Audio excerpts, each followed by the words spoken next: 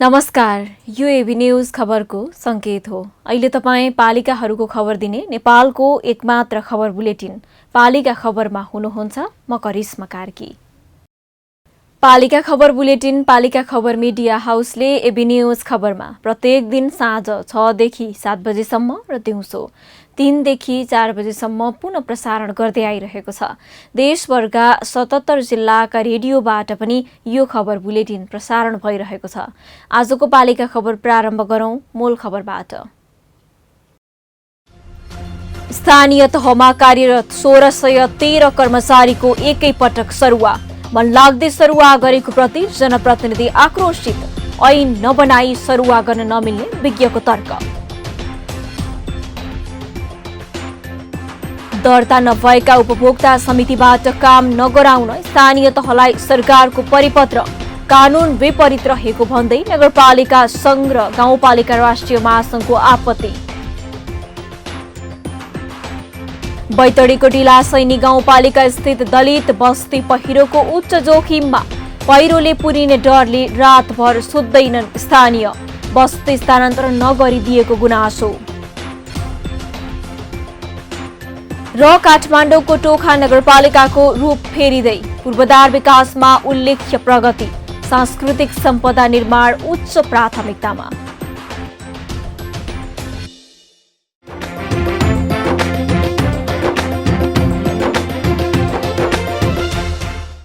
पालिका खबर अब विस्तारमा।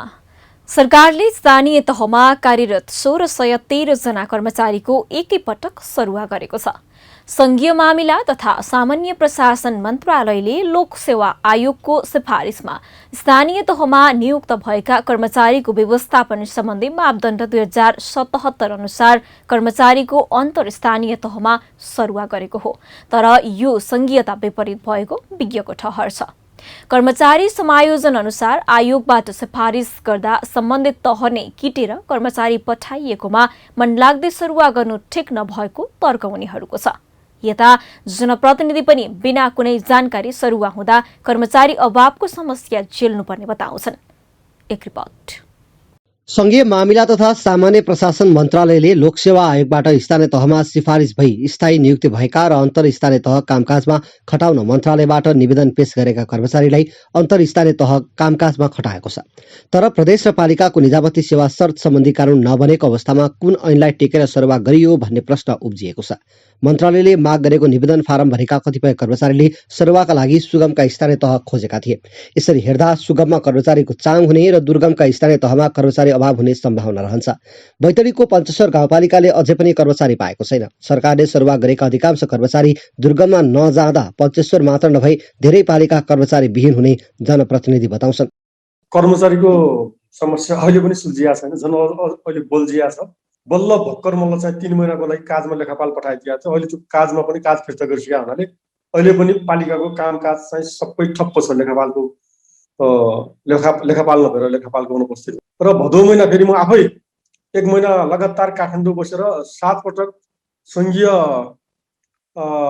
मामिला मन्त्रालय भनौँ त्यो साधुको स्थानीय विकास मन्त्रालयका सचिवज्यूलाई भेटेर यो समस्या राखेको छु। मान्यहरूलाई बैतडी जिल्लाको मान्यलाई लगेर उहाँले 7 दिनमा मलाई के भन्नुभयो कि तपाईँ अब लामो समय बस्नुभयो, तपाईँ घर जानुहोस्, म 7 दिनभित्र तपाईँको पालिकामा प्रमुख प्रशासनिक अधिकृतर लेखापाल आउँछ, तपाईँ घर जानुहोस् भन्ने कुरा गर्नुभयो।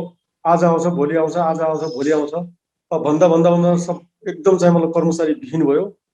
कहीँबाट काजमा पनि व्यवस्था गर्न नसक्ने भयो। काजमा भएको कर्मचारीलाई पनि त्यही संघीय मामिला मन्त्रालयले फिर्ता गरिदियो।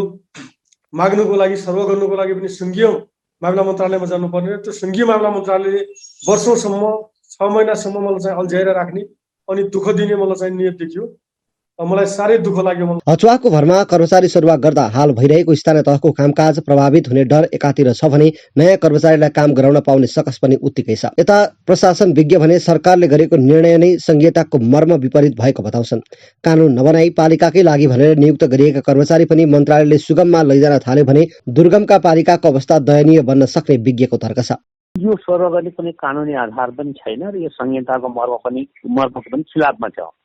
जहाँसम्म अब अहिले जनप्रतिनिधिहरूको गुनासो छ भनिएको छ नि, अब मन्त्रालयले के भनिरहेको छ भने उहाँहरूले पनि सहमति दिनुभएको छ भन्छ। उहाँहरूले सहमति दिए पनि कुनै कानुनी आधार छैन। एउटा क्याबिनेटले बनाएको मापदण्डको आधारमा बिना कानुनी आधार एउटा निकायबाट अर्को निकायमा छोड गरिरहेको छ, एउटा तहबाट अर्को तहमा। यो मिल्दैन, कानुन अनुसार पनि मिल्दैन। 4 वर्ष पूरा गरेर 5औं वर्षमा स्थानीय तहका जनप्रतिनिधि प्रवेश गरेका छन्। नयाँ नेतृत्व चयनका लागि निर्वाचन हुन अझै धेरै समय बाँकी छ। पालिकाहरू आवश्यक कानुन बनाएर भर्खर नागरिकलाई सेवा सुविधा दिइरहेका छन्। यस्तो अवस्थामा कर्मचारी अभावले काम अघि नबढ्न पनि सक्छ। सरकारले नयाँ कर्मचारी पठाइरहने हो भने जनप्रतिनिधिले आफ्नो योजना पूरा गर्नै नसक्ने बताउँछन्। यसले कस्तो अवस्था ल्याउँछ भने भोलि चाहिँ नि दुर्गमका अलि पिछडिएको ठाउँका पालिकाहरूमा पनि कर्मचारी नबस्ने अवस्था आउँछ। केन्द्रले यसरी सरह गर्छ। यो कुनै न यसको न कानुनी आधार छ न संहिताको मर्म अनुसारले मेल खान्छ। उसै त स्थानीय तह सञ्चालनका लागि आवश्यक सबै कानुन संघ र प्रदेश सरकारले बनाएका छैनन्। त्यसमाथि पनि कर्मचारी समायोजनका लागि आवश्यक पर्ने निजामती सेवा शर्त सम्बन्धी कानुन बन्नै सकेको छैन। यसैको फाइदा उठाउँदै कर्मचारीको सरुवा गरिदिँदा स्थानीय तहको हात बाँधिनेछ। दुर्गम सधैँ पिछडिने भएकाले सरकारले कर्मचारी सरुवाको विषयलाई सामान्य नभई दूरगामी प्रभाव पार्न सक्छ भन्ने हेका राखेर निर्णय गर्न आवश्यक छ।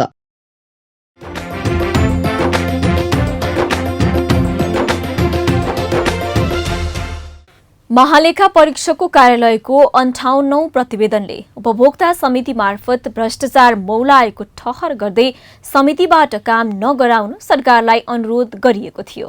सोही अनुरोधलाई आधार मान्दै मंगलबार संघीय मामिला तथा सामान्य प्रशासन मन्त्रालयले उपभोक्ता समिति संस्था दर्ता ऐन 2034 को दफा 3 अनुसार दर्ता नभएका उपभोक्ता समितिलाई काम नगराउन स्थानीय तहलाई परिपत्र जारी गर्यो। तर उक्त परिपत्र कानून विपरीत रहेको भन्दै नेपाल नगरपालिका संघ र गाउँपालिका राष्ट्रिय महासंघले आपत्ति जनाएको छ। स्थानीय तहमा हुने विकास निर्माण ठप्प पार्ने र नकारात्मक सन्देश प्रवाह हुने भन्दै सरकारी निर्णयको विरोध जनाएको हो। पालिका खबरका लागि एक रिपोर्ट। सरकारले दर्ता नभएका उपभोक्ता समितिबाट काम नगराउन सबै स्थानीय तहलाई परिपत्र गरेको छ। उपभोक्ता समिति संस्था दर्ता ऐन 2034 को दफा 3 अनुसार दर्ता नभएको भन्दै संघीय मामिला तथा सामान्य प्रशासन मन्त्रालयले त्यस्ता समितिलाई काममा नलगाउन परिपत्र जारी गरेको हो। मन्त्रालयका अनुसार कुनै पनि संस्था विधानसहित दर्ता नभएमा मान्यता दिन नमिल्ने कानुनी प्रावधान उल्लेख छ।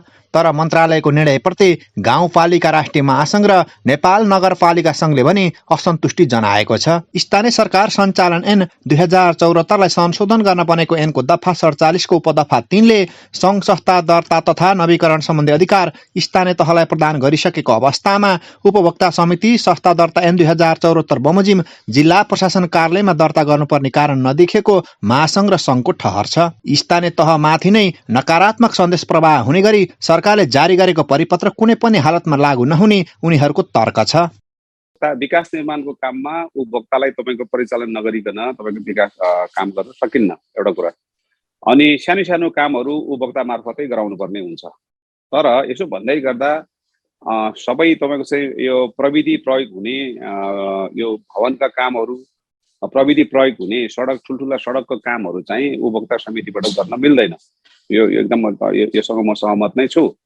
तर यसो भन्दै गर्दा हाम्रो यो सार्वजनिक खरिद ऐनले के भनेको छ भन्दाखेरि 1 करोडसम्मको काम चाहिँ उपभोक्ता समिति मार्फत गर्न सकिन्छ भनेर चाहिँ त्यहाँ ऐनमा व्यवस्था छ। जब त्यो ऐनमा व्यवस्था भइसकेपछि त्यो ऐनमा टेकेर चाहिँ अब उपभोक्ता समिति मार्फत काम गर्नु ऐन विपरीत होइन भन्ने कुरा चाहिँ हामी तपाईको विश्वास छौँ।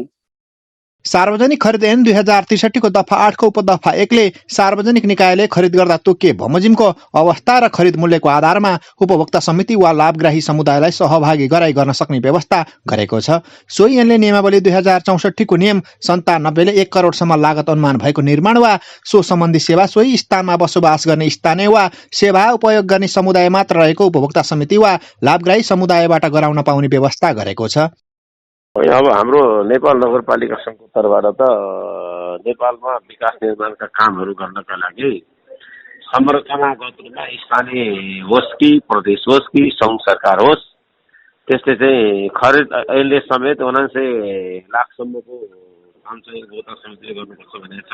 अरू ऐनहरूले सङ्घीय ऐन, प्रदेशका ऐन, स्थानीय सरकारका ऐनहरूले समेत सरकारहरूले चाहिँ उपभोक्ता समिति मार्फत काम गर्नुपर्छ, गर्न मिल्छ भन्ने त्यसको वैधानिक प्रक्रिया, त्यो आजको कुरा होइन, युगौँदेखि भइरहेको कानुनी व्यवस्थालाई चाहिँ महालेखाको सुझावमा त्यो कुरा मन्त्रालयले भनेको छ। त्यस सम्बन्धी हामी मन्त्रीज्यूलाई भेटेर यो ज्ञापन पत्र दिँदैछौँ। नगरपालिका सङ्घ यो दृष्टिकोणप्रति सहमत राख्दैन। जनताको साझेदारीतालाई बलियो बनाउनुको ठाउँमा निजी क्षेत्रलाई चाहिँ बढावा दिने भनेको यो गुणस्तरहीनयुक्त र तपाईँको करप्सनलाई बिस्तारै बिस्तारै बढाउने प्रक्रियामा जान खोजेको जस्तो सङ्केत देखिन्छ। त्यतातर्फ हामी जानु हुँदैन। मलाई आशा छ मन्त्रालयले यसलाई प्रक्रियागत रूपमा सुधार गर्नुपर्ने गर्छ। अब होइन भने त स्थानीय सरकारहरू स्वायत्त सरकार हुन्, उनले आफ्नो कानुन बनाएर गर्न सक्छ, गर्छ। सङ्घ र महासङ्घ दुवैले हालको परिपत्रलाई हटाएर नेपाल ऐन संशोधन गर्ने ऐन 2075 को दफा 47 को उपदफा 3 बमोजिम सङ्घ संस्था दर्ता तथा नवीकरण सम्बन्धी स्थानीय कानुन जारी गरी उपभोक्ता समितिको दर्ता तथा नियमन गर्नु नै उपयुक्त हुने भन्दै सरकारलाई सुझाव समेत दिएको छ।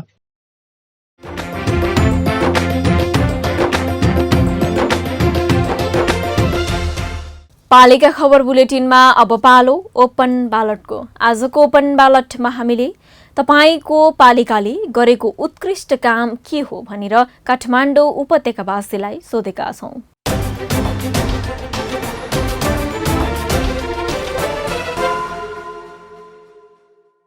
हाम्रो पालिकाले बाटोघाटोमै सबभन्दा बढी ध्यान दिएको छ।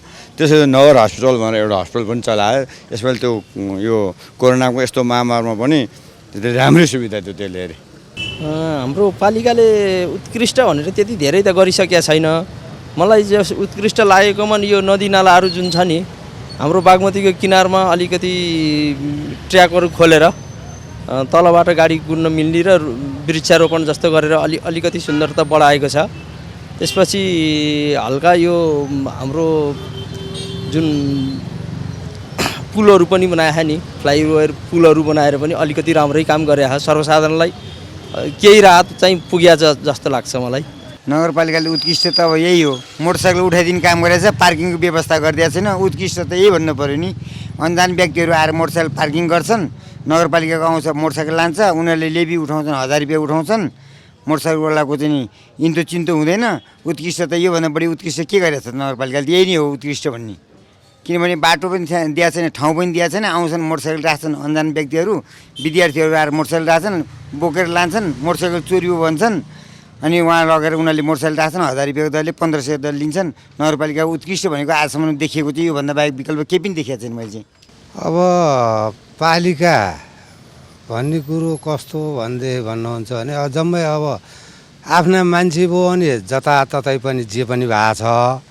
सोझा साझाहरू बसेको ठाउँमा केही पनि भएको छैन। मैले चाहिँ त्यो पालिकाले गरेको उत्कृष्ट काम भनेको मैले अहिलेसम्म देखाएको छैन। आफ्नो क्षेत्रमा हुनु पर्यो नि, अर्का क्षेत्रमा गएर हुने कुरो होइन नि, जे कुरो नि होइन। आफ्नो क्षेत्रमा चाहिँ केही पनि भएको छैन।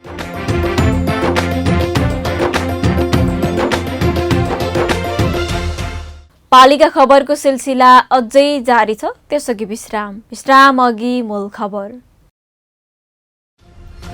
स्थानीय तहमा कार्यरत 1613 कर्मचारीको एकै पटक सरुवा। मनलाग्दै सरुवा गरेको प्रति जनप्रतिनिधि आक्रोशित।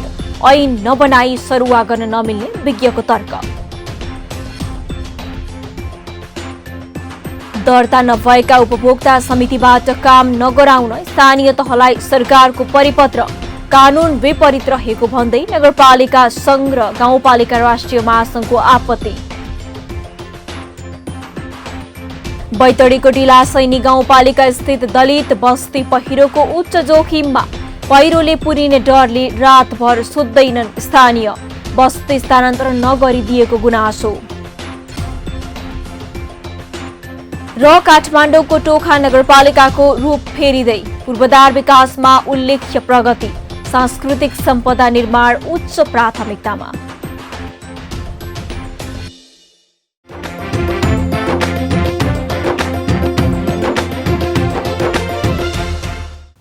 सरकारले गत असोज 31 गतेदेखि कार्तिक 3 गतेसम्मको अविरल वर्षाका कारण भएको क्षतिका आधारमा 33 वटा स्थानीय तहलाई संकटग्रस्त क्षेत्र घोषणा गरेको छ। गृह मन्त्रालयले विपद जोखिम न्यूनीकरण तथा व्यवस्थापन ऐन 2074ले दिएको अधिकारलाई प्रयोग गर्दै घोषणा गरिएको संकटग्रस्त क्षेत्रमध्ये सुदूरपश्चिम प्रदेशका डोटी र डडेलधुरामा 5-5 बझाङका 4 तथा बैतडी, बाजुरा र दार्चुलाका 2-2 स्थानीय तह छन्। त्यसमध्ये बैतडीको ढिलासैनी गाउँपालिकाको दलित बस्ती बाढीको मात्र नभई पहिरोको समेत उच्च जोखिममा छ। उक्त बस्तीका बासिन्दा रातमा चैनले निदाउन पनि सक्दैनन्। बैतडीबाट पालिका खबरदाता सीपी लोहियाको रिपोर्ट। बैतडीको ढिलासैनी गाउँपालिका वडा नम्बर 6 स्थित कोट गाउँको दलित बस्ती पहिरोको उच्च जोखिममा छ। 32 घरधुरी बसोबास गर्ने यो गाउँको अधिकांश खेतबारी पहिरोले यसअघि नै लगिसकेको छ। खेतबारी मात्रै नभई घर समेत पहिरोको उच्च जोखिममा छन्। बर्खाका कारण केही घरको आँगन पहिरोले लगेको छ भने केही घर माथिबाट पहिरो आउँदा गाउँलेको निन्द्रा नै हराएको छ। बुढा कि उल्टाले सा ढेकिएको धोधोल पानी रोकिनाले ती रोकियो घर ती गरिब मान्छे भया ती रुपियाँ जम्मा तानी डरी आऊँ अब गेदा हम हबकाली रियो द नो धनुन धर्म बना लाज के हुन पाइने हो तो कि हमारा समस्या गरीब मान्छन् का हताश हो रहा है कि भुन्न दिया बनना सरकार रली गरीबन हुने त्यो नान्ती नान हतान बान्नु लाना कि तब तिन ज्या हमबती पुरी तलबटे हेरेबटी पुरी गेलर देखिन लाज। कोटगाउँको दलित बस्तीका अधिकांश व्यक्ति मजदुरी गर्दछन्। केही रोजगारीको सिलसिलामा भारतमा छन् भने केही अहिले पनि लोप हुन लागेको आरण व्यवसाय सञ्चालन गर्दै आएका छन्। विगतमा कृषि पेसा अपनाएर जीविकोपार्जन गर्दै आएका उनीहरूको खेतबारी नै पहिरोले लगेको छ। पहिले हाम्रा खेतबारी थियो अझ यहाँ धान गहुँ मकै मतलब लाउँथ्यो राम्रै थियो। अब अहिलेको हेरौँ भने पऱ्यो हाम्रो मथिपट्टि सब पहिरोले मतलब पुसपट्टि सब सखाप गरिरहेछ। हामीलाई बडो समस्यामा छौँ। घर पनि परेका टुक्कामा पढ्ल्यान हामीलाई रुनाइले धौधौ हुन्छ। रातमा हामीलाई मतलब सिनालाई मतलब बडो समस्या हुन्छ सर। रात भएर बर्सातको बेलामा त बाहिर आउनु पर्नुहुन्छ, हेर्नु पर्नुहुन्छ, फेर्नु पर्नुहुन्छ, कहाँ बच्चा कहाँ रहने भन्ने हामीलाई बहुत चिन्ता हुन्छ यो विषयमा। कोटगाउँमा पहिरोको समस्या लामो समयदेखिको हो, तर समस्या समाधान गर्न कुनै निकायको ध्यान गएको छैन। जनप्रतिनिधि पहिरो नियन्त्रण गर्ने योजना माग्न विभिन्न निकायमा पुगे पनि कुनै सुनवाई भएको पाइँदैन। मैले ये पहिरो सम्बन्धी लेखा हाम्रो यहाँको जनताको सम्बन्धी लेखा मैले वडामा पहल गऱ्यौँ, पालिका पहल गऱ्यौँ, निवेदन दिया, यहाँका डिपिआर गरेपछि डिपिआर पठाया, विभिन्न गऱ्यो, केही सिप नै चल्यो। सबै भन्नान् कि हामीले अगाडि पहल गरिदिएका छौँ, हाम्रो पहल गरिदिए काम हो, पहल गरिदियो भनेर त्रिलोचन भट्टजी त अब हाम्रो यहाँका मुख्यमन्त्री होइबटी सुदूरपश्चिमका मुख्यमन्त्री होइबट उनलाई सही दियो। उनले पनि तयको बारेमा के सोधपुछ नै गरेको अब यो आफ्नो अवधिले सकिक जान्छ, तयको बारेमा के सोधपुछ के नै हो रे। कोटगाउँको दलित बस्तीले पहिरो नियन्त्रणका लागि हालसम्म कुनै पनि सरकारी सहयोग नै पाएको छैन। अन्य ठाउँमा पहिरो नियन्त्रणका योजना आए पनि कोटगाउँमा योजना पार्न कसैले चासो दिएको पाइँदैन। स्थानीयमा योजना आउने आश भने मरेको छैन, तर योजना आउनु पहिल्यै पहिरोमा परेर मरिन्छ कि भन्ने त्रासमा छन् कोटगाउँका स्थानीय।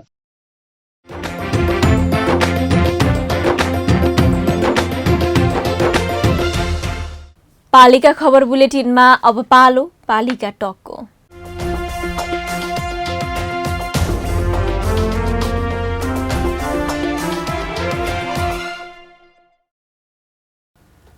नवलपरासीको सुस्ता गाउँपालिका भारतसँग सीमा जोडिएको पालिका हो।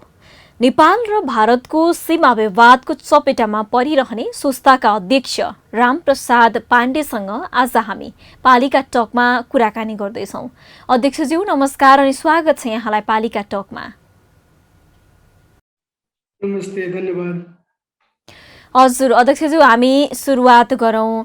तपाईँको पालिकाको भारतसँग सीमा जोडिएको छ, सीमा विवाद पनि भइरहन्छ। सीमान्त पालिका हुनुका दुःख के रहेछन् अध्यक्षज्यू? सुस्ता गाउँपालिका नवलपरासी पश्चिमको भारतीय सिमानासँग जोडिएको गाउँपालिका हो। भारतीय सिमानासँग जोडिएको मात्रै होइन कि सुस्ता विवादित भूमि पनि हो।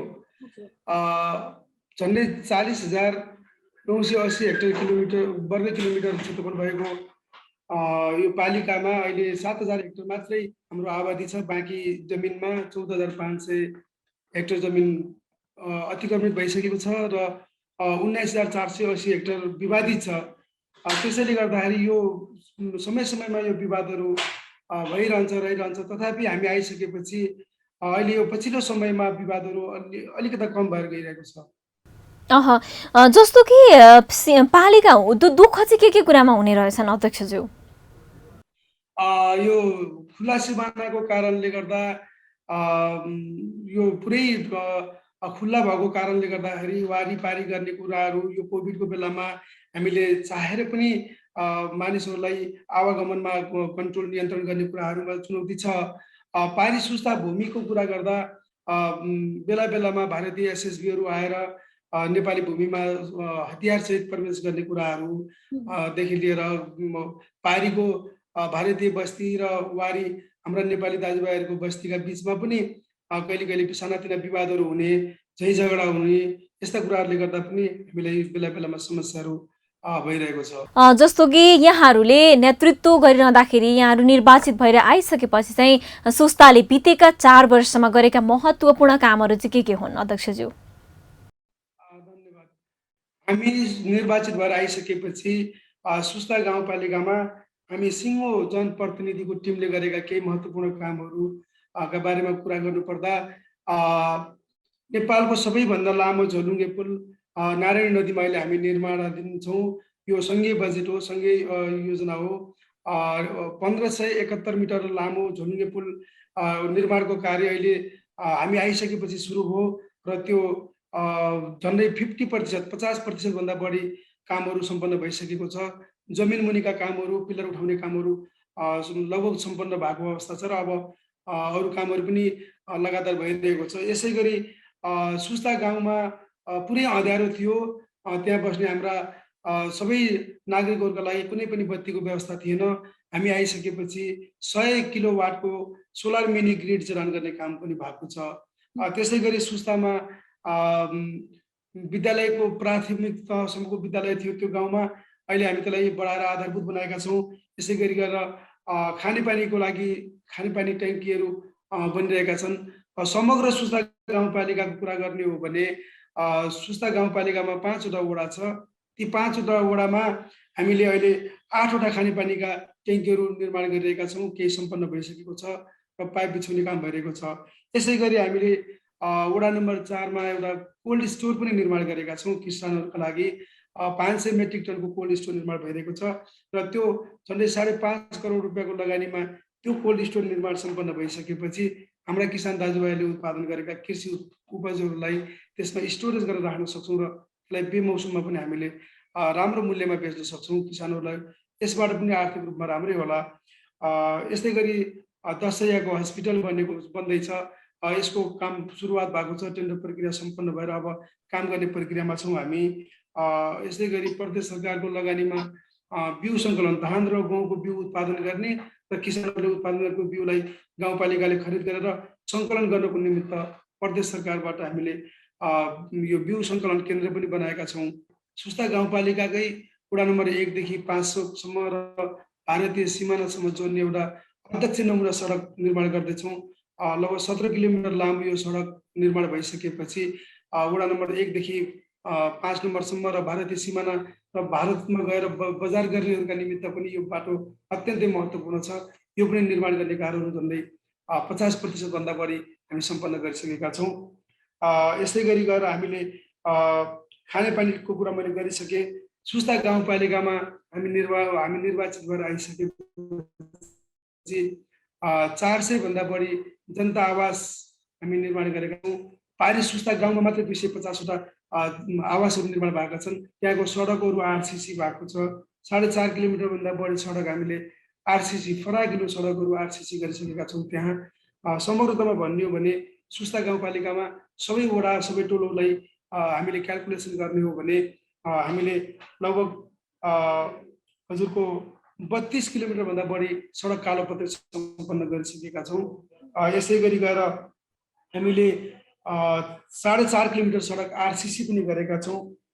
सडक पिसिसी पनि हामीले गरेका छौँ। 7 किलोमिटरभन्दा बढी प्रत्येक गाउँका भित्री सडकहरूलाई पिसिसी गर्ने कामहरू हामी गरेका छौँ। तो अध्यक्षज्यू, यो समग्र विकासका लागि चाहिँ आर्थिक स्रोत पर्याप्त छ कि छैन यहाँहरूसँग? हाम्रो आन्तरिक स्रोत ठिकै छ। त्योभन्दा पनि बढी हामीलाई प्रदेश सरकार र सङ्घीय सरकारसँग हामीले समन्वय गरेका छौँ। सम्पूरक र विशेष अनुदानमा सुस्ता गाउँपालिकाले प्रशस्त पैसाहरू सङ्घ र प्रदेशबाट हामी प्राप्त गर्न सफल भएका छौँ र अहिले ती बजेटहरू र गाउँपालिकाको आफ्नै आन्तरिक आम्दानीबाट यी सबै कामहरू भइरहेका छन्। जस्तो सङ्घ र प्रदेश सरकारसँग चाहिँ यहाँहरूको समन्वय र सहयोग चाहिँ राम्रो छ? ठिक छ। मलाई लाग्छ सुस्ता गाउँपालिकाले लुम्बिनी प्रदेशसँग एउटा समन्वयात्मक भूमिका निर्वाह गरिरहेको छ। गाउँपालिकाहरूमध्ये सुस्ता गाउँपालिकाले प्रदेश र सङ्घबाट बजेट ल्याएर काम गर्ने कुरामा हामीलाई कुनै त्यस्तो अप्ठ्यारो भएको अवस्था छैन। जस्तो यहाँहरूले आन्तरिक स्रोत बढाउनको लागि चाहिँ के नीति लागू गर्नुभएको छ अध्यक्षज्यू? अब हामीले स्रोत बढाउनका निमित्त सबैभन्दा पहिले त यहाँका किसानहरूको आम्दानीलाई बढाउनु पर्ने हुन्छ। किसानहरूलाई आम्दानी बढाउनका निमित्त हामीले 500 मेट्रिक टनको कोल्ड स्टोर निर्माण गर्दैछौँ र यो सुस्ताको भूमि अत्यन्त उर्वर भूमि छ। यहाँ किसानहरूले विभिन्न प्रकारका खेतीहरू, जस्तो अहिले हामी कहाँ 2000 भन्दा बढी किसानहरूले 2700 बिघा भन्दा बढीमा केरा लगाउनु भएको छ र त्यो केरा काठमाडौँ, भक्तपुर, पोखरा जस्ता ठुला सहरहरूमा जान्छ। त्यो आम्दानी वृद्धि हुँदै जाँदा किसानहरूबाट भनौँ न अब जति किसानहरूलाई हामीले विभिन्न प्रकारका सुविधा दिन सक्यौँ, उहाँहरूलाई कृषिमा आधुनिकीकरण गर्न सक्यौँ, उहाँहरूको आम्दानी बढाउन सक्यौँ, उति गाउँपालिका समृद्ध हुन्छ भन्ने कुरालाई मध्यनजर राख्दै हामीले किसानहरूका निमित्त योजनाबद्ध ढङ्गले, जस्तै किसानलाई विभिन्न प्रकारका हाते ट्र्याक्टरहरू, बोरिङहरू, सिँचाइका लागि बोरिङहरू, पम्प सेटहरू, मोटरहरू दिने र उहाँहरूले कृषि उत्पादकत्वलाई बढाउने, लागत खर्चलाई कम गरेर उत्पादकत्व बढाउने र त्यहाँबाट उत्पादन भएका चिजलाई स्टोरेज गरेर राख्ने, तिनी चिजलाई अफ सिजनमा बेचेर राम्रो आम्दानी गर्न सक्ने, त्यो किसानका छोराछोरीहरूलाई स्वरोजगार पनि दिन सकिने र हजुर, हामी अर्को प्रसङ्गमा जाउँ। तपाईँ निर्वाचित भएको 5 वर्ष पुरा हुन केही महिना मात्रै बाँकी छ। पालिकाको 2 आर्थिक वर्ष कोरोना महामारीमा पर्यो। यसले तपाईँको पालिकाको विकास निर्माणमा के असर गर्यो अध्यक्षज्यू? स्वाभाविक यो हामी मात्रै होइन, सिङ्गो देश, सिङ्गो राष्ट्र नै कोभिडबाट ग्रसित भइरहेको अवस्थामा सुस्ता गाउँपालिकामा पनि यो समस्या नहुने कुरा त पक्का पनि रहेन। तथापि हामी सम्पूर्ण जनप्रतिनिधिहरू सिङ्गो टिम, साझा प्रतिनिधिको हैसियतले हामी अगाडिपट्टि बढ्यौँ। हामीले रात भनेनौँ, दिन भनेनौँ। खुला सिमानाको कारणले भारत लगायत विभिन्न देशहरूबाट त्यो बाटो भएर आउने हाम्रा नागरिकहरूलाई कसरी सुरक्षित गर्न सकिन्छ भनेर हामीले क्वारेन्टाइनको व्यवस्थापन गर्ने कुरा, आइसोलेसनको व्यवस्थापन गर्ने कुराहरू, त्यसै गरी गएर सिमानामा हाम्रो यो 10 गजा सिमानामा लाइटिङको व्यवस्थापन गरेर सुरक्षाकर्मीहरूलाई सजिलो बनाउने कुराहरू, सबै कामहरू। जस्तो नि अध्यक्षज्यू, अब यो तेस्रो लहर पनि फेरि नेपालमा आइसकेको छ। यसको लागि चाहिँ यहाँहरूले कसरी तयारी गर्नुभएको छ? हामीले विगतका 2 वर्षहरूको अनुभवबाट हामी त्यसबाट केही पाठ सिकेका छौँ। सबैभन्दा ठुलो यो समस्याको समाधान भनेको जनचेतना नै हो। हामीले हाम्रा नागरिकहरूलाई सचेत गर्नका निमित्त अहिले यो वर्ष पनि हामीले माइकिङ गर्ने, अनि त्यसपछि गएर विपद व्यवस्थापन समितिको बैठक अब हामी बस्दैछौँ। विपद व्यवस्थापन समितिको बैठक आज हामी केही समयपछि बस्दैछौँ र विपद व्यवस्थापन समितिको बैठक भइसकेपछि सबै वडाहरूमा, सबै टोलहरूमा नागरिकहरूलाई सुरक्षित रहनका निमित्त गर्नुपर्ने भूमिका के हो त भन्ने बारेमा हामी छलफल गर्छौँ र त्यसै अनुसार सूचना सम्प्रेषण गर्छौँ र कार्यक्रमहरू अगाडि बढाउँछौँ। अध्यक्षज्यू, स्थानीय तहको पहिलो कार्यकाल कर्मचारी अभावमा नै बित्यो। तपाईँको पालिकामा चाहिँ कर्मचारी व्यवस्थापनको अवस्था चाहिँ कस्तो छ? लाग्छ सबै पालिकाहरूमा समस्या रह्यो। त्यसमध्ये पनि सुस्ता गाउँपालिकामा कर्मचारीको अभाव अत्यन्तै बढिरह्यो, किनकि सुस्ता भन्ने बित्तिकै यो अत्यन्तै विकट ठाउँ हो, यो भारतबाट अतिक्रमण गरिएको ठाउँ हो, यहाँ साह्रै गाह्रो छ काम गर्न जान भनेर पनि कतिपय ब्युरोक्रेसीका साथीहरूलाई यहाँ आउन मन लागेन, कसैले यहाँ सुरुमा भइहाल्यो भने पनि आउन नमान्ने त्यो परिस्थितिबाट हामी पनि गुज्र्यौँ। सुरुको 2 वर्ष हामी 29 जनाको दरबन्दीमा 11 जनाले मात्रै कर्मचारी साथीबाट काम चलायौँ र अहिले पछिल्लो समयमा हामीले करार नियुक्ति गर्नेदेखि लिएर बाहिरबाट पनि साथीहरूलाई कन्भिन्स गरेर अहिले कर्मचारीको व्यवस्था पनि ठिकै भएको छ। तथापि केही रिक्त स्थानहरू छन्, तिनीहरूमा हामीले बिस्तारै पद पूर्ति गरेर अगाडिपट्टि बढ्दैछौँ। हजुर, हामी अन्तिममा छौँ। अब कार्यकालको अन्तिम वर्षमा हुनुहुन्छ अध्यक्षज्यू, के कस्ता योजना र कार्यक्रम सम्पन्न गर्दै हुनुहुन्छ? अब हामीले सुस्ता गाउँपालिकालाई एउटा नमुना गाउँपालिका बनाउने अभियानमा छौँ। यसका लागि मैले अहिले भने नेपालको सबैभन्दा लामो झोलुङ्गे पुल बन्दैछ। त्यो झोलुङ्गे पुल हेर्नका निमित्त र ऐतिहासिक सुस्ता भूमिमा एकचोटि पाइला टेक्नका निमित्त हामीले मेचीदेखि महाकालीसम्म, तराईदेखि मधेसदेखि हिमालसम्मका देशभक्त नागरिकहरूलाई हामी यो ठाउँमा आउनका निमित्त आह्वान गर्नेछौँ।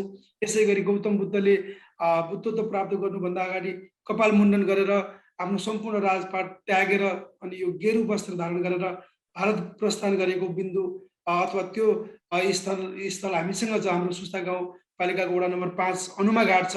अब हामी विश्वभरिका बौद्ध मार्गीहरूलाई अथवा बौद्ध धर्मावलम्बीहरूलाई सुस्तामा आउनका निमित्त हामीले आग्रह गर्नेछौँ। लुम्बिनी र सुस्ताका बिचमा एउटा अनुनासिक सम्बन्ध छ, हामी लुम्बिनीसँग जोडिन चाहन्छौँ। यसका निमित्त हामीले पहल कदमी अगाडिपट्टि बढाइरहेका छौँ। लुम्बिनी विकास कोषसँग हाम्रो सहकार्य हुँदैछ। यसै गरी गरेर लुम्बिनी गार्डन फाउन्डेसन स्पेनसँग पनि हामीले त्यो संस्थासँग पनि एउटा यो समन्वय र सहकार्यका लागि MOU गर्ने काम सम्पन्न गरेका छौँ। त्यसै गरी मदार बाबा हिन्दू र मुस्लिमहरूको साझा धार्मिक धरोहरको केन्द्र हामी कहाँ छ। लाखौँ हिन्दूहरू, लाखौँ मुस्लिम समुदायका धर्मावलम्बीहरू त्यही एउटा साझा धार्मिक धरोहर केन्द्रमा आउनुहुन्छ। त्यसलाई पनि हामीले विकास र विस्तार गर्नु जरुरी छ। यसै गरी गरेर हामीसँग भएका अरू धेरै सम्भावनाहरू छन्।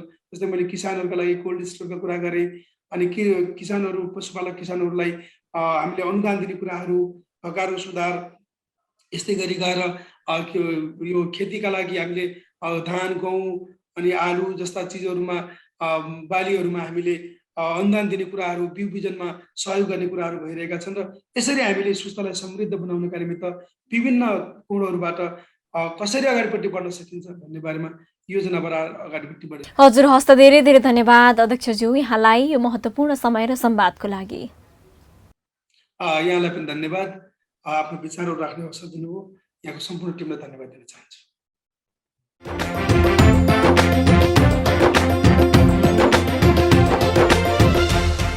अब अट्ने छन् सबैका खबर। यो हो पालिका खबर। पालिका खबरको सिलसिला अझै जारी छ, त्यसअघि विश्राम अघि मूल खबर। स्थानीय तहमा कार्यरत 1613 कर्मचारीको एकै पटक सरुवा।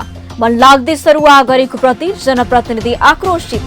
ऐन नबनाई सरुवा गर्न नमिल्ने विज्ञको तर्क। दर्ता नभएका उपभोक्ता समितिबाट काम नगराउन स्थानीय तहलाई सरकारको परिपत्र। कानून विपरीत रहेको भन्दै नगरपालिका संघ र गाउँपालिका राष्ट्रिय महासंघको आपत्ति।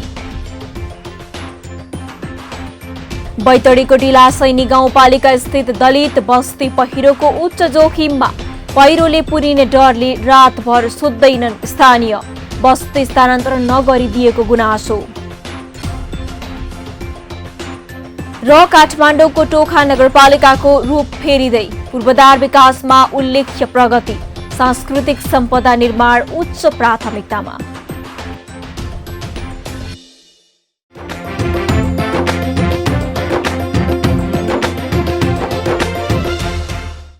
पालिका खबर बुलेटिनमा अब पालो पालिकामा आजको। आज दिनभर कुन पालिकामा के भयो? सहकर्मी सन्तोष पोखरेलको साथमा पालिकामा आज।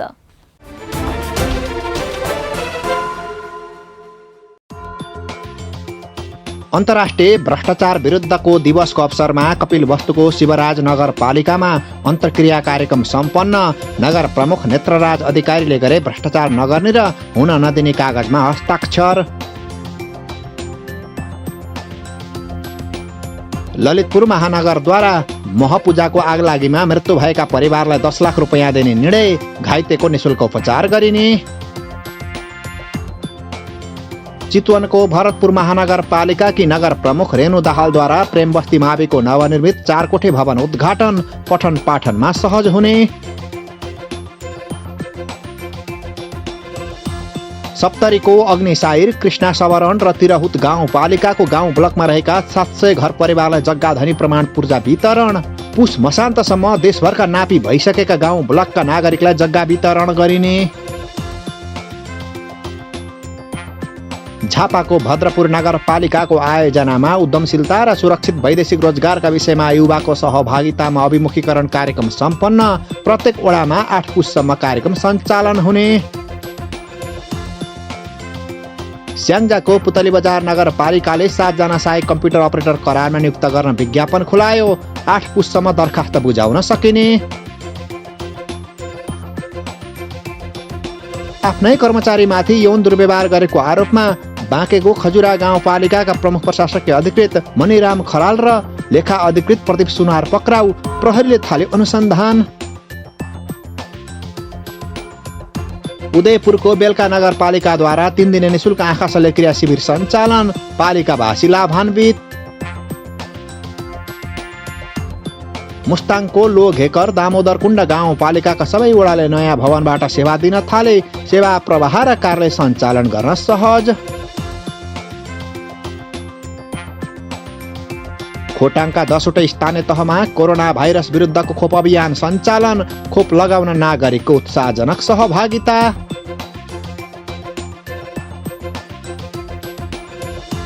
भक्तपुर नगरपालिकाको आयोजनामा नगरव्यापी विद्यालय स्तरीय खेलकुद प्रतियोगिता जारी, 24 मङ्सिरसम्म प्रतियोगिता सञ्चालन हुने।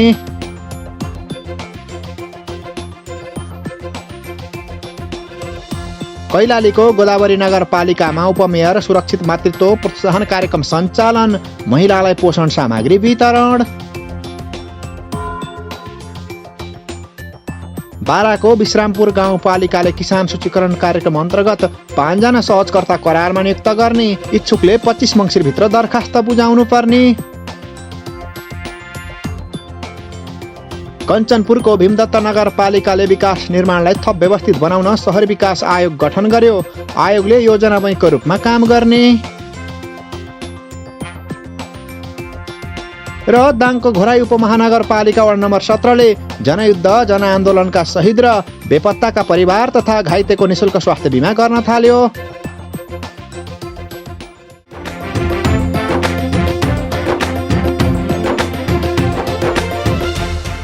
न गाउँ न सहर छुट्दैनन् कुनै खबर, यो हो पालिका खबर।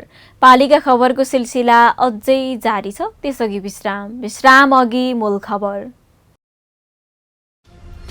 स्थानीय तहमा कार्यरत 1613 कर्मचारीको एकै पटक सरुवा, मनलाग्दै सरुवा गरेको प्रति जनप्रतिनिधि आक्रोशित, ऐन नबनाई सरुवा गर्न नमिल्ने विज्ञको तर्क। दर्ता नभएका उपभोक्ता समितिबाट काम नगराउन स्थानीय तहलाई सरकारको परिपत्र, कानून विपरीत रहेको भन्दै नगरपालिका संघ र गाउँपालिका राष्ट्रिय महासंघको आपत्ति। बैतडीको ढिलासैनी गाउँपालिका स्थित दलित बस्ती पहिरोको उच्च जोखिममा, पहिरोले पुरिने डरले रातभर सुत्दैनन् स्थानीय, बस्ती स्थानान्तरण नगरिदिएको गुनासो। र काठमाडौँको टोखा नगरपालिकाको रूप फेरिँदै पूर्वाधार विकासमा उल्लेख्य प्रगति, सांस्कृतिक सम्पदा निर्माण उच्च प्राथमिकतामा।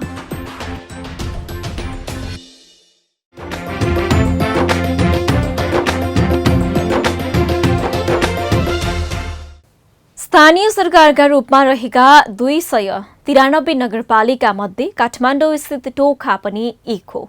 राजधानीमै भएर पनि पर्याप्त र व्यवस्थित पूर्वाधार विकास बिनै तत्कालीन 5 गाउँ विकास समितिलाई समेटेर टोखा नगरपालिका घोषणा गरिएको थियो, तर अहिले टोखा फेरिएको छ।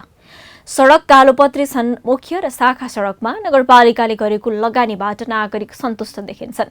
पूर्वाधार विकासका लागि नगरपालिकाले वार्षिक बजेटको 52% पूर्वाधारलाई छुट्याएको बजेट अनुसारको काम भएको प्रश्न देखिन्छ।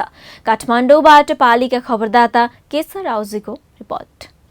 काठमाडौँको टोखा नगरपालिका सांस्कृतिक नगरका रूपमा परिचित छ। पर्यटकीय सम्भावना पनि रहेको यो पालिकामा पछिल्लो 1 दशकमा बस्ती विकास भए। बस्ती बढेसँगै अनेक समस्या सृजना भए। खानेपानी, ढल, स्तरीय शिक्षा, स्वास्थ्य, सम्भावना रहेका साना तथा घरेलु उद्योगहरू लगायतको क्षेत्रमा अपेक्षाकृत विकास हुन सकेको थिएन।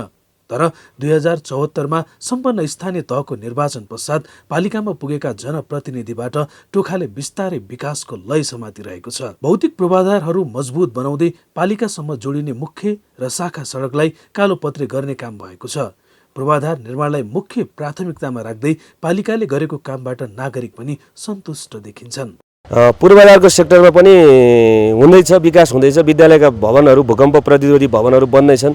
जस्तै हाम्रै झोरमाङ्गाल माविको पनि 10 करोड 8-10 करोडको भवन बन्दैछ र पूर्वाधारमा यहाँ एउटा बाल मैत्री पार्कको पनि निर्माण हुँदैछ र ठाउँ ठाउँमा सडकहरू खोल्ने काम पनि भइरहेछ, ट्र्याकहरू खोल्ने काम भइरहेछ। सडकहरूको पनि स्तर उन्नति गर्ने कामहरू चाहिँ भइरहेछ।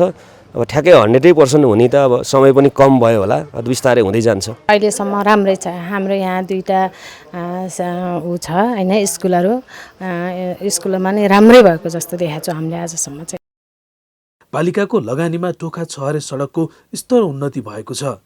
अल्पकालीन, मध्यकालीन र दीर्घकालीन योजना बनाएर काम गर्दा निकै विकासका रेखा कोर्न सकिएको दाबी नगरपालिकाको छ। पूर्वाधार निर्माणसँगै ढल व्यवस्थापन, खानेपानीको क्षेत्रमा समेत पालिकाले काम गरिरहेको छ। पालिका आफैमा ऐतिहासिक क्षेत्रका रूपमा परिचित छ। यसको संरक्षण गर्न पालिकाले विधान र कार्यविधि समेत बनाएको छ। हैन, नगरपालिका बीच समन्वय छ। तर मैले भने नि जस्तो मन्त्रालय, पूर्वाधार विकास मन्त्रालय जस्तो खानेपानीको विषयमा त्यो मन्त्रालय अन्तर्गत हल निकासाको चाहिँ हुँदाखेरि त्यो मन्त्रालय बीचमा चाहिँ हाम्रो नगरपालिका बीचमा चाहिँ समन्वय नभएको जस्तो मलाई महसुस भएको छ। त्यो हिसाबमा चाहिँ हामी जस्तो महानगरसँग जोडिएको ठाउँलाई बनाउँदाखेरि महानगर र हामी सहकार्य गरेर त्यो चाहिँ विकास निर्माणमा अघि बढेका छौँ। टोखा ऐतिहासिक क्षेत्र भएकाले पनि नगरपालिकाले सम्पदासँग जोडिएका क्षेत्रमा ढुङ्गा बिछ्याएको छ। मठ मन्दिर निर्माण गर्ने, उद्यान बनाएर पर्यटक आकर्षित गर्न समेत काम गर्दै आएको छ। उपभोक्ता समितिले गर्दै आएको कामलाई पटक पटक अनुगमन गरेर त्रुटि रहित गुणस्तरीय पूर्वाधार निर्माणलाई उच्च प्राथमिकतामा राखेको देखिन्छ। हामीले पर्यटनतर्फ पनि केही पूर्वाधारका कामहरू अगाडि बढाएका छौँ। टोखा नगरपालिका वडा नम्बर 1 साँच्चीकै यो शिवपुरी नागार्जुन राष्ट्रिय निकुञ्जको सँगै जोडिएको वडा भएको हुँदा यहाँबाट शिवपुरी राष्ट्रिय निकुञ्ज सजिलैसँग देखिने र शिवपुरी राष्ट्रिय निकुञ्जमा भएका मनमोहक झरनाहरू, त्यसपछि त्यहाँ भएका वन्यजन्तुहरूलाई सजिलै अवलोकन गर्न सकिने हुँदा यो पर्यटकीय हिसाबले असाध्यै महत्त्वपूर्ण वडा भएको कारणले गर्दा हामीले यहाँ बौणेश्वर गुरु योजना अन्तर्गत केही योजनाहरू प्रस्तुत गरेका छौँ आन्तरिक पर्यटन प्रवर्धन गर्नको लागि। त्यस्तै जलेश्वर झरना छ, जलेश्वर झरनालाई पनि प्रमोट गर्नको लागि हामीले त्यो झरना छेउमै एउटा बुद्धको 35 फुटे मूर्ति बनाउने परिकल्पना स्वरूप यसै वर्षदेखि उक्त योजना थालनी गर्ने काम अगाडि बढाएका छौँ। काठमाडौँमै रहेर पनि विकासका आधारभूत आवश्यकता प्राप्त नगरिरहेको अवस्थामा पालिकाले दीर्घकालीन योजना बनाएर गरेको कामले अबको केही समयमा टोखा निकै विकसित बन्ने देखिन्छ। नगरपालिकाको आफ्नै भवन निर्माणदेखि वडा तहका भवन बनाउने तर्फ ध्यान दिएको छ। तर सांस्कृतिक सम्पदा र ऐतिहासिक मूल्य र मान्यतालाई भने थप सम्वर्धन गर्न भने आवश्यक देखिन्छ। पालिका खबर बुलेटिनको अन्त्यतिर छौं। मूल खबर पुनः एकपटक। स्थानीय तहमा कार्यरत 1613 कर्मचारीको एकै पटक सरुवा। मनलाग्दै सरुवा गरेको प्रति जनप्रतिनिधि आक्रोशित। ऐन नबनाई सरुवा गर्न नमिल्ने विज्ञको तर्क।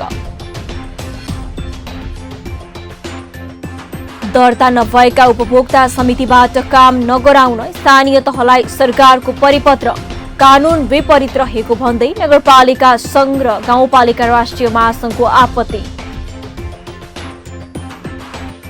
बैतडीको टिलासैनी गाउँपालिका स्थित दलित बस्ती पहिरोको उच्च जोखिममा। पहिरोले पुरिने डरले रातभर सुत्दैनन् स्थानीय। बस्ती स्थानान्तरण नगरिदिएको गुनासो। र काठमाडौँको टोखा नगरपालिकाको रूप फेरिँदै पूर्वाधार विकासमा उल्लेख्य प्रगति, सांस्कृतिक सम्पदा निर्माण उच्च प्राथमिकतामा।